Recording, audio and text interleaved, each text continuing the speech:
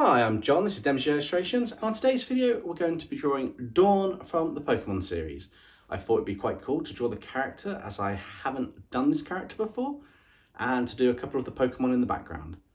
This is because of International Pokemon Day that I'm doing it today, as International Pokemon Day is the 27th, which comes on a Saturday this year.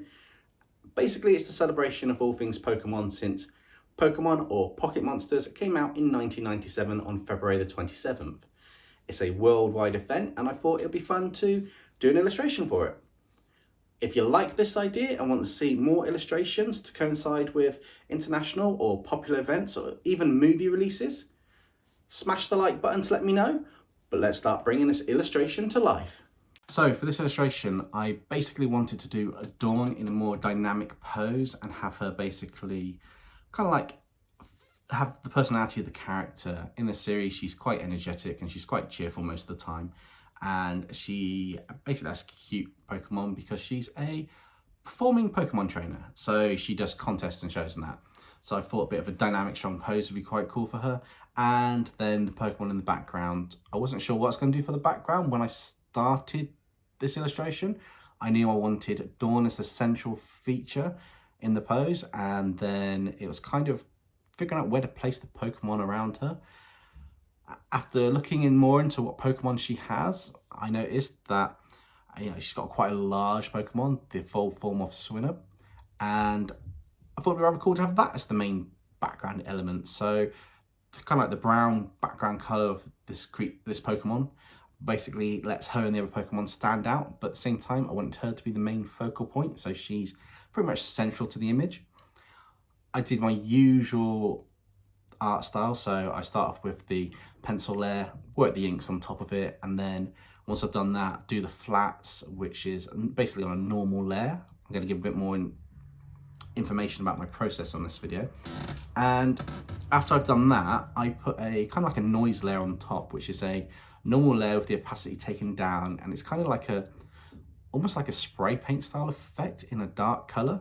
And this just gives a nice texture once I apply the shadows and the lighting on top of it.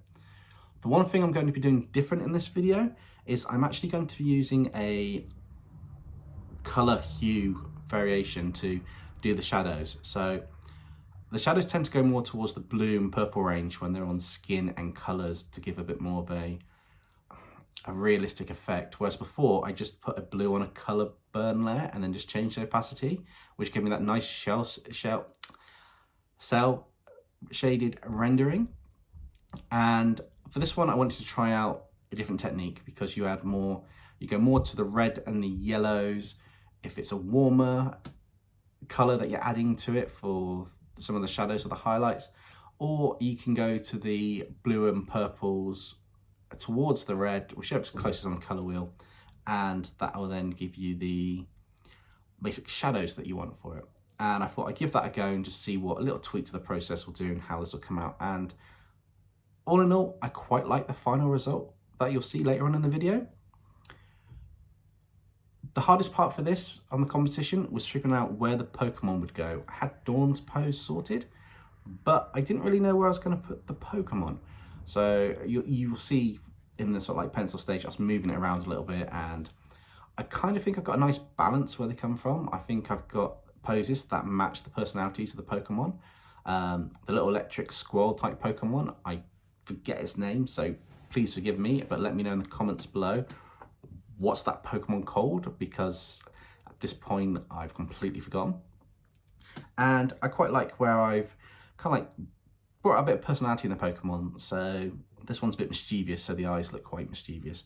We've got the evolved form of Apom, and this one's also cheeky mischievous, but I thought it'd be quite fun to have him hanging upside down in the picture, coming in from the top corner to add a bit of fun. And I just think this has a nice composition, a nice pose to it. I hope you guys like how this came out, and I'm waffling now. In terms of the rest of the process, just to let you know, whiting layers, I tend to use a overlay layer as a subtle light to just bring out some of the colors using whatever light source color I've got. And then I use an add layer in Procreate, or it's a glow layer in some of the other programs, and that basically allows me to have a brighter color on top on a new layer using the same color as my overlay lighting. And this actually allows me to then bring out and adjust, which is quite good. In terms of when I come to highlighting and that, I use the selection tool, but I also use a soft airbrush set to a very low opacity. It's probably around about between 10 and 20%. And that's so that I can build a nice gradient and a gradual color bit up. Sometimes in some areas it'll fill the whole area, other areas it'll give you that nice little just blended effect from the light onto the character, which makes elements like the skin and certain parts stand out a bit more. Anyway, I hope you guys enjoy how this illustration of Dawn for International Pokemon Day came out. If you did, let me know what your favorite part of the illustration or your favorite Pokemon is, and enjoy.